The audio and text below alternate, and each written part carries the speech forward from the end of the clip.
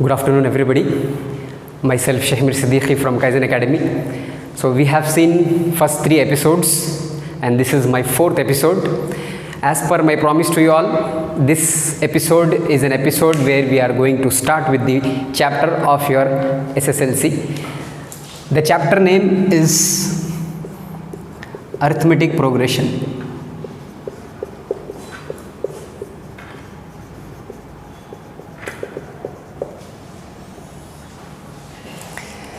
So before I start with this chapter and introduce you what is there in this chapter and tell you what are the important points that have to be noted in this, I request you all to subscribe to this channel and press the bell icon, because now you all are aware of the fact that how the classes are going on here, what all details we have given to you, and I hope so. I need not have to tell you to subscribe, it comes from your heart to subscribe us. Hopefully this is what is expectations from my side, and further going you will not be upset from us as well. As you go further, you will see many things that are going to come in your life, which is of course seen for the first time in your life. So this chapter basically is a chapter from arithmetic section, and it is the most important chapter and one of my favorites in arithmetic section. Why this is favorite and what is that this is given importance for and what is the meaning of this chapter, let us go ahead and see. Arithmetic progression is an interesting chapter. It is so interesting that it is filled with lot of puzzles. It has calculations that can be performed without using calculators and can be obtained the answers within fractions of seconds. The definition of this chapter is an arithmetic progression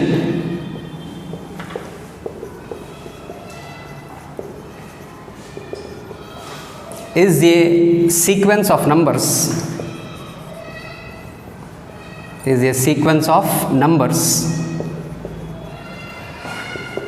in which each term is obtained by adding a fixed constant to its preceding term.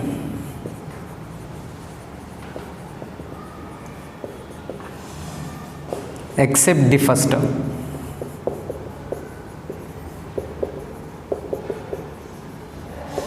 Well, this is the definition of arithmetic progression. An arithmetic progression is a sequence of numbers in which each term is obtained by adding a fixed constant to its preceding term. What is the meaning? If I give an example, you will go ahead to understand this. Suppose the sequence of numbers are like this: 1, 4, 7, 10, etc. Why do we call this as arithmetic progression? It is a sequence of numbers because of which it is called as a progression. Progression means to progress. What is that going to progress? Some set of numbers which are going to progress. And what is that progress? And the progress is, it is a sequence of numbers in which each term, every number that you can see here is called as a term. This is the first term, this is the second term, this is the third term, this is the fourth term, and so on. So here it is a sequence of numbers in which each term is obtained by adding a fixed constant to its preceding term. If you leave out the first term, the followed numbers are obtained by adding some fixed constant to it. For 1, if I add 3, you get 1 plus 3 as 4. 4 plus 3 is 7. 7 plus 3 is 10. So you can see and notice that each number is obtained by adding a fixed constant, which is plus 3 of course. So this fixed constant is added to all the terms except the first term, because the first term by default it is written. Let me take one more example: 2, 5, 8, etc. Here this is also a sequence of numbers. Here the first number you can keep as it is, but the next number is obtained by adding 3 here. 2 plus 3 is 5. 5 plus 3 will be 8. 8 plus 3 will be 11, and so on this proceeds. Similarly, let us take one more example: 9, 13, etc. So this is also a sequence of numbers. The first number you can keep as it is, but 9 plus 2 will be 11, 11 plus 2 will be 13, 13 plus 2 will be 15, and so on this proceeds. So by this way you understood what is arithmetic progression. An arithmetic progression is a sequence of numbers. Each term is obtained by adding a fixed constant to its preceding term, and this is how the numbers are generated. So here, leaving that type of sequence where a fixed constant is added, we tell it is not in arithmetic progression. Let me give an example. If I take another sequence of numbers 1, 3, 5, 8, etc. Even this is a sequence of numbers, but this is not arithmetic progression because of the fact that if I add 1 plus 2, I am going to get 3, 3 plus 2, I am going to get 5, 5 plus 2, it has to be 7, but here we have 8. So since there is no continuity of the numbers, therefore this is not in arithmetic progression. So now you understood what is AP. Arithmetic progression means it is a sequence of numbers in which all the terms appears consecutively by adding a fixed constant to it except the first term. Okay. Why this chapter is called as a puzzle? It is called as a puzzle chapter because in this chapter you are going to extract some values which is not known to us. For example, if I take the first sequence 1, 4, 7, 10 and so on, and if I ask you the first number is 1, the second number is 4, the third number is 7, the fourth number is 10. If I ask the fifth number, you may easily tell me, sir, the fifth number has to be 13 because 1 plus 3 you are adding, 4 plus 3 7, 7 plus 3 is 10, 10 plus 3 should be 13. Yes, but what if I ask you what will be the number appearing in the 10th position, the 10th term? Like the first term is 1, what will be the 10th term? Fine, that also is easy. You will be adding a sequence of 3 3 3 3 3 and reach to the 10th term. But what if I ask you further going, what will be the number in the 100th position? Well, this is a question. 10th term is easy to find, but what in the 100th place? So here in this chapter we are going to explore and determine that type of values which are huge, humongous, which is cumbersome work to go ahead just by adding 3 3 3. So here what we do, we take a formula to extract whichever term you are interested to find in. So further going, we will see what is that formula, how to use it, and what is the application of that formulas in upgoing problems. Hope you have understood the definition of arithmetic progression. तो arithmetic progression क्या है? एक sequence of numbers है, numbers एक के बाद एक आते चले जाते हैं, और किस प्रकार से होते हैं वो numbers? वो इस प्रकार से होते हैं कि हर एक term के मिलने के लिए उससे पहले वाले टर्म को एक कांस्टेंट ऐड किया जाता है, और वो कांस्टेंट होता है फिक्स्ड, वो चेंज नहीं होता. तो 1 + 3 4 आएगा, 4 + 3 फिक्स्ड कांस्टेंट है, और इस कांस्टेंट को हम एक नाम से पुकारते हैं, उसे कहते हैं common difference. We call this constant what we are adding here as common difference, and it is abbreviated as CD. इसका शॉर्ट फॉर्म है CD, और इसे डिनोट किया गया है D से. अब ये D की वैल्यू कैसे ढूंढा जाए, इसके बारे में और डिटेल्स आगे जाके हम बताएंगे. तो आपको पता चला कि अरिथमेटिक प्रोग्रेशन क्या है और फिक्स्ड कांस्टेंट क्या होता है, और उसको हम किस नाम से पुकारते हैं. ठीक है, चलिए आगे देखते हैं.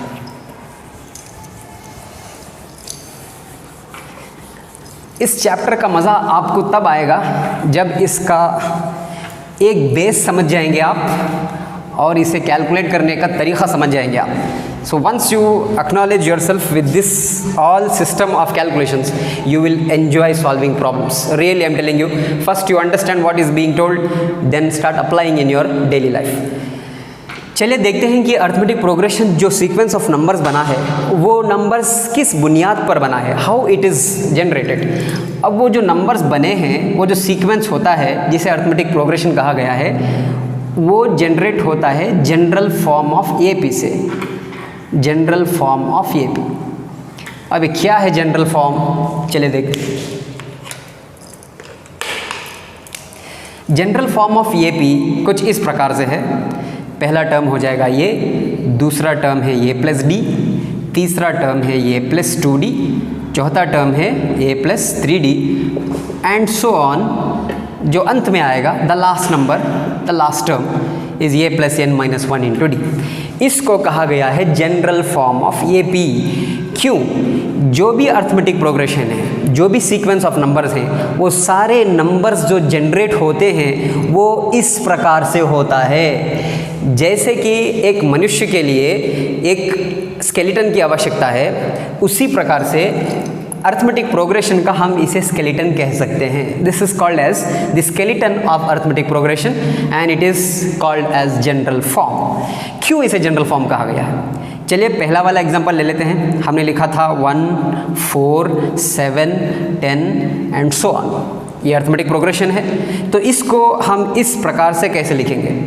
तो सबसे पहले ये के स्थान में 1 है, तो ये हो जाएगा 1, और ये के स्थान में 1 ही है, प्लस कॉमन डिफरेंस यानी कि कांस्टेंट जो ऐड किया गया था इसे प्राप्त करने के लिए 1 प्लस 3 था, तो डिफरेंस हो जाएगा 3। तो 1 प्लस 3 4, ये की वैल्यू तो 1 है, प्लस 2 इंटू डी की वैल्यू 3 है। तो बोर्डमास रूल कहता है कि पहले मल्टीप्लाई कीजिए फिर ऐड कीजिए। 2 3 6, 6 प्लस 1 विल बी 7। उसी तरह इसे भी 1 प्लस 3 इंटू डी की वैल्यू हो गई 3। तो 1 पहले मल्टीप्लाई करेंगे, 3 3 9, 9 प्लस 1 होगा 10। तो पता ये चला कि ये जो नंबर है, ये जो सीक्वेंस ऑफ नंबर्स है, इसे हम इस प्रकार से लिख सकते हैं। So we can make use of any progression that is generated and explore and expand that in the form of a plus d, a plus 2d, a plus 3d and so on. अब ये जो general form है, इसमें जो अंत में आया है द लास्ट टर्म, ये बहुत कीमती है। This is the important formula of this chapter, the most important, because ये लगने में तो बहुत छोटा सा है लेकिन ये बहुत ही कीमती फार्मूला है। ये फार्मूले का नाम जो दिया गया है पुस्तक में, it is called as nth term of A P. ये इसका जेन्युइन नाम है, इसको हम nth term of A P कहते हैं। इसे दो और नाम से जाना जाता है। This is also called as general term of A P, और इसे एक और नाम से कहा गया है last term of A P. General term और लास्ट टर्म दोनों महत्वपूर्ण है।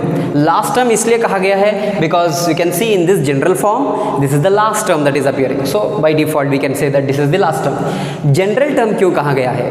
अब इसका जो मतलब है ये जान लीजिए।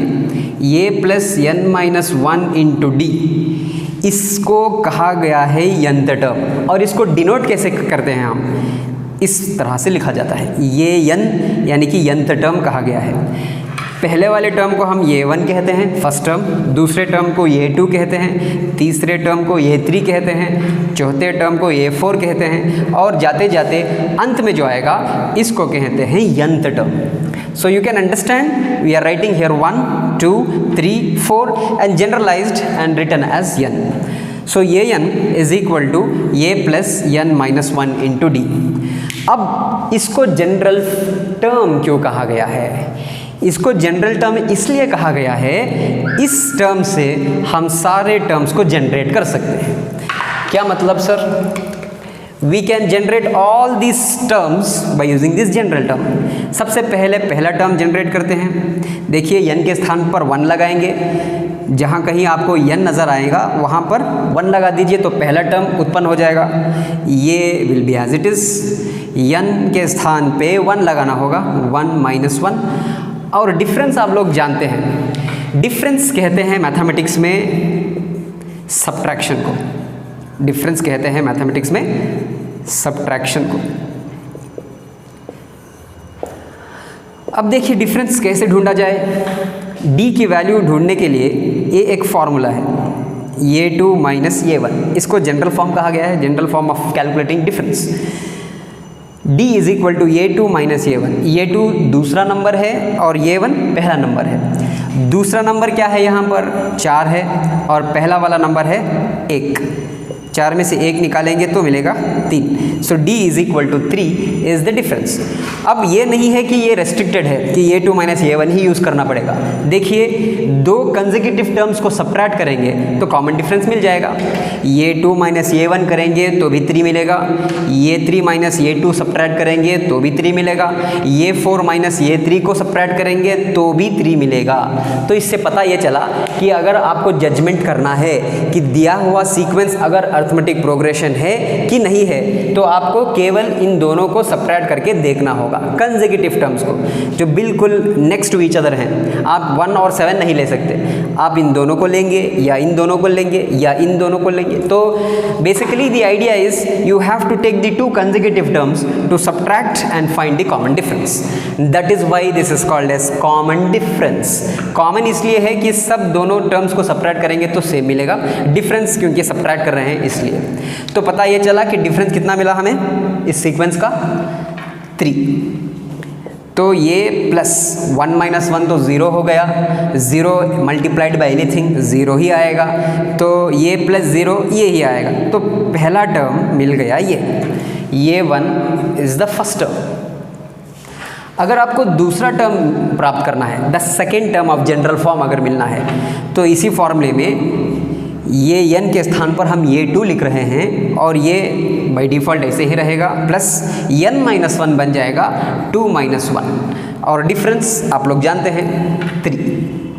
तो कैलकुलेट कीजिए, 2 माइनस 1 है, 1 इंटू 3 है।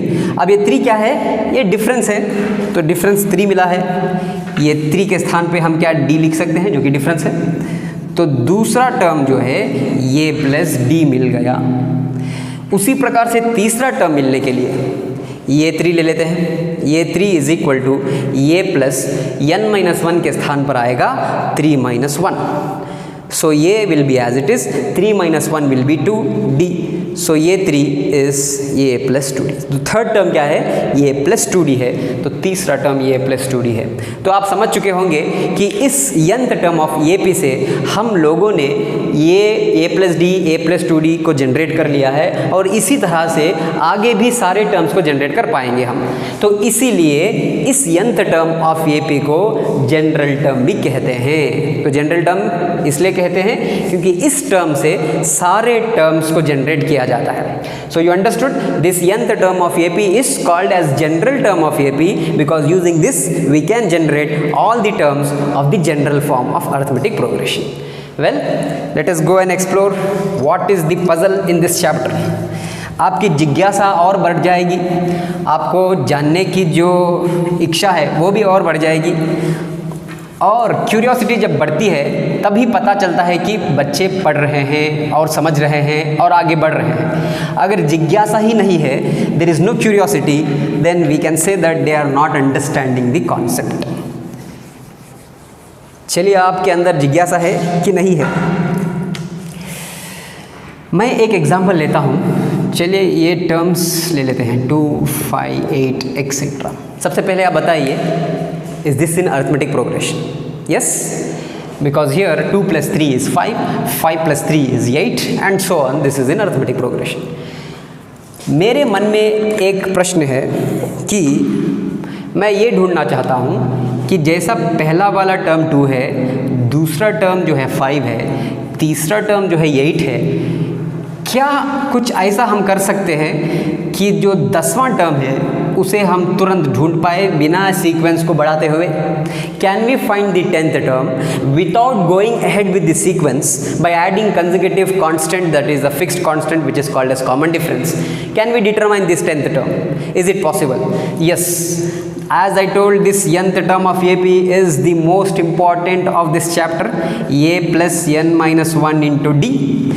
इसी को इस्तेमाल करके, इसी के ज़रिए से हम 10th टर्म पर पहुंच सकते हैं। तो इसमें आपको कुछ जानकारी मालूम होनी होगी। ये n कहते हैं nth टर्म को, ये कहते हैं फर्स्ट टर्म को, n कहते हैं कितने टर्म्स हैं और d कहते हैं कॉमन डिफरेंस को। चलिए लिख देता हूँ, ये n मीन्स nth टर्म, और ये nth टर्म क्यों कहते हैं इसके बारे में आगे अब पता होगा। ये जो है फर्स्ट टर्म है, n कहते हैं नंबर ऑफ टर्म्स को, कितने टर्म्स हैं उस सीक्वेंस में, और डी कहते हैं कॉमन डिफरेंस को। डिफरेंस आप जान चुके, A2 माइनस A1। चलिए अब देखते हैं कि 10वां नंबर क्या आएगा, कैसे ढूंढा जाए।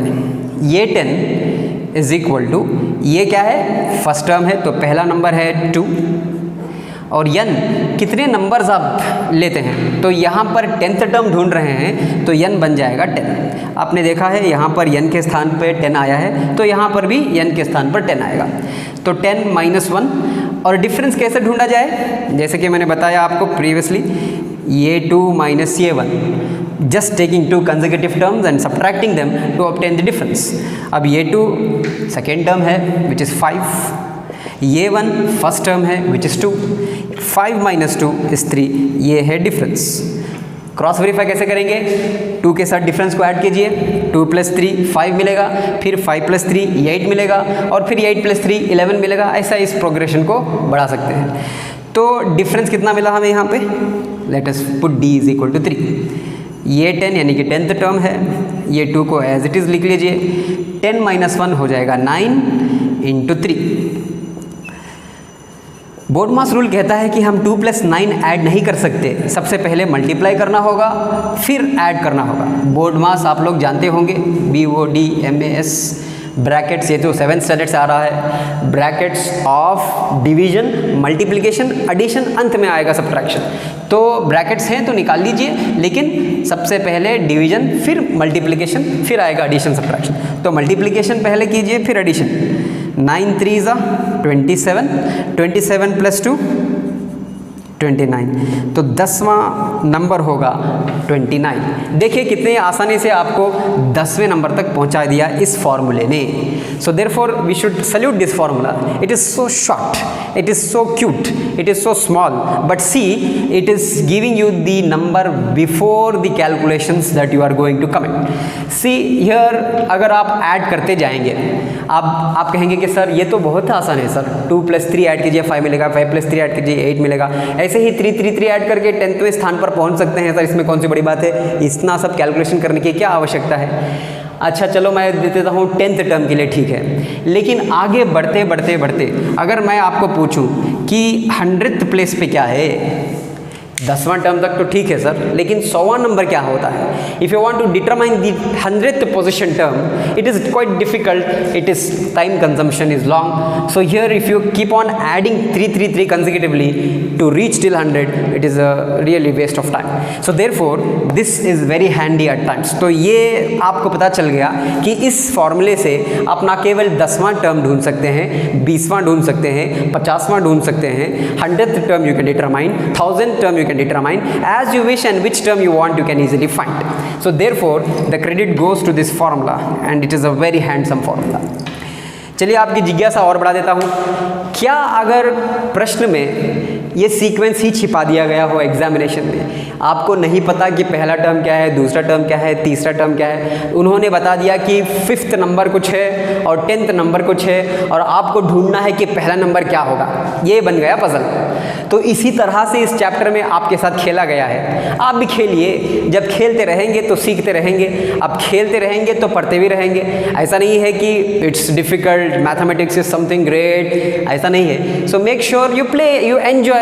देखिए 8th स्टैंडर्ड में आपके लिए पहला चैप्टर नाम ही ऐसा इंट्रोड्यूस किया गया था, प्लेइंग विथ नंबर्स। खेलिए मज़े से, अरे डरने लगेंगे तो आगे नहीं बढ़ेंगे।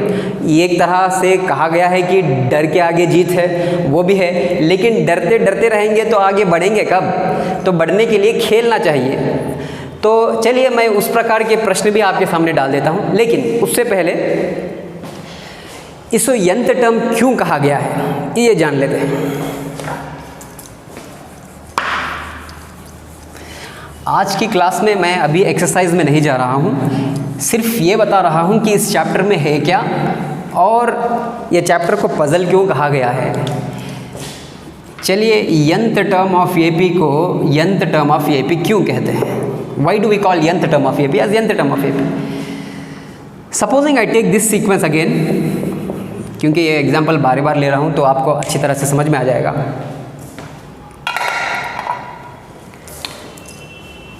इसका मुझे एक फॉर्मूला बनाना है जिससे कि मैं इस सीक्वेंस में जो भी टर्म आगे आएगा बहुत आसानी से ढूंढ पाऊँ। चलिए, आपने देखा है nth टर्म ऑफ AP का फॉर्मूला क्या है, ये प्लस n-1 इंटू डी। बार बार बोलते रहेंगे तो ये फार्मूला अपने आप याद हो जाएगा। यही तो पॉलिसी है फार्मूला याद करने की। इसके लिए बैठना एक जगह, रट्टे मारना, ऐसा कुछ नहीं है। एक फार्मूले को अगर आपको याद करना है तो इसका सबसे आसान तरीका है कि इसी फार्मूले पर आप इतने प्रश्न करते चले जाइए कि अपने आप ये फार्मूला बाय हार्ट हो जाएगा। सो ये n is equal to a plus n-1 into D.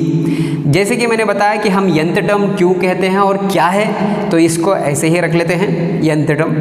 ये पहला टर्म है 1 और n, क्योंकि आप nth टर्म ही डिटरमाइन कर रहे हो, so n will be as it is.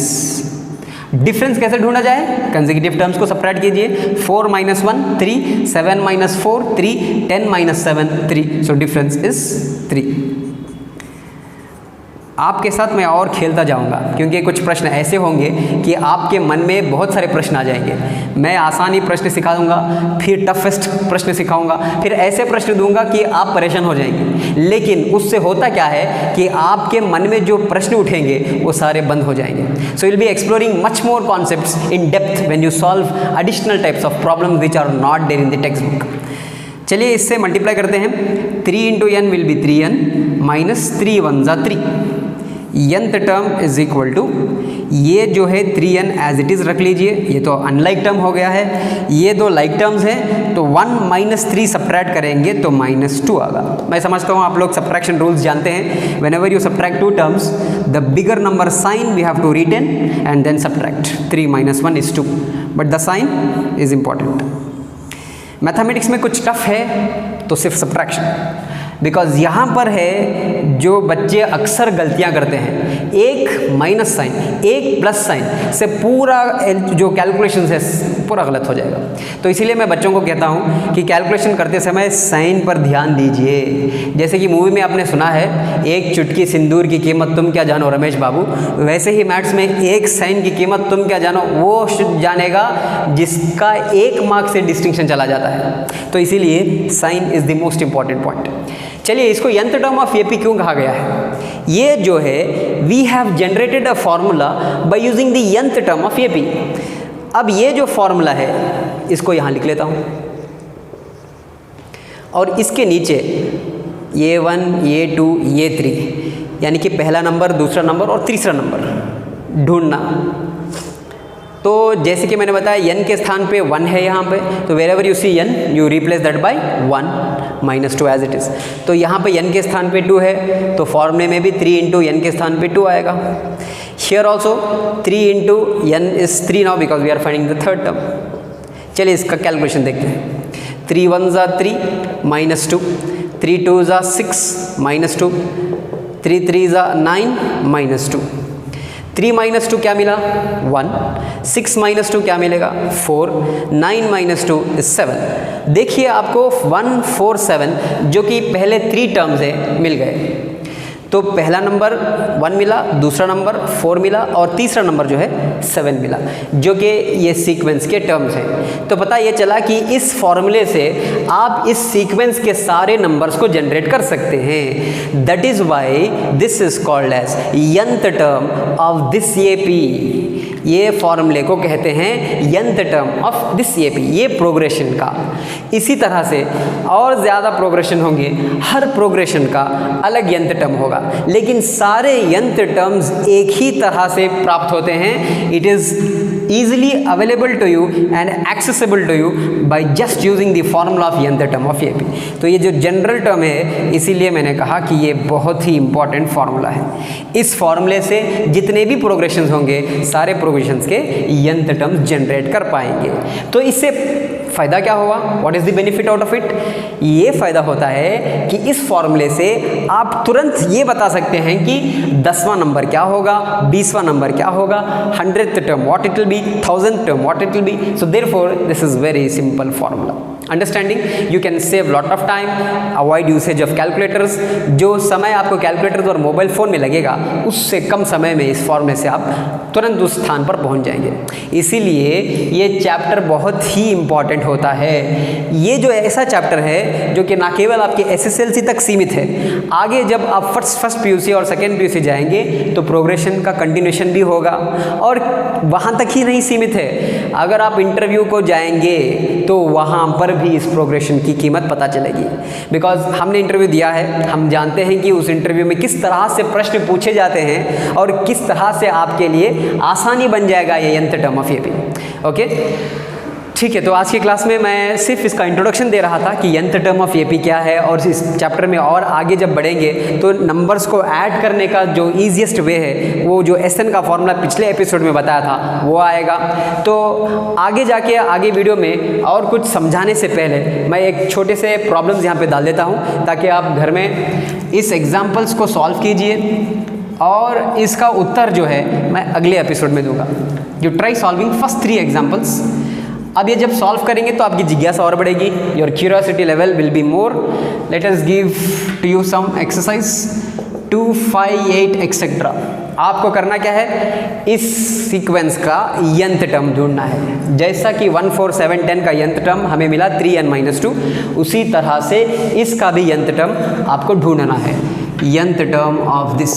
और आप जानते हैं कि आपका उत्तर सही है कि नहीं, उसका वेरिफिकेशन प्रोसेस भी मैंने यहाँ बता दिया है। How to check whether it is correct, by just substituting n as 1, 2, 3, you generate the sequence and check out what is given to you is matching with it. Therefore you can come to conclusion that the nth term what you calculated is correct. चलिए 3, 6, 9 etcetera, इसका भी nth term ढूंढ लीजिए और देते हैं 4, 6, 8 etcetera, इसका भी nth टर्म ढूंढ लीजिए। Okay, be ready with the answers of these 3 examples. Next class I am going to give the answers of this. You cross check by keeping your book in front of you. Hopefully I think this is enough for today's class. Next episode will bring the exercise problems of the textbook, and let us start with the exercise in the next episode. Thank you very much. Be safe, be healthy. Let us meet in the next episode.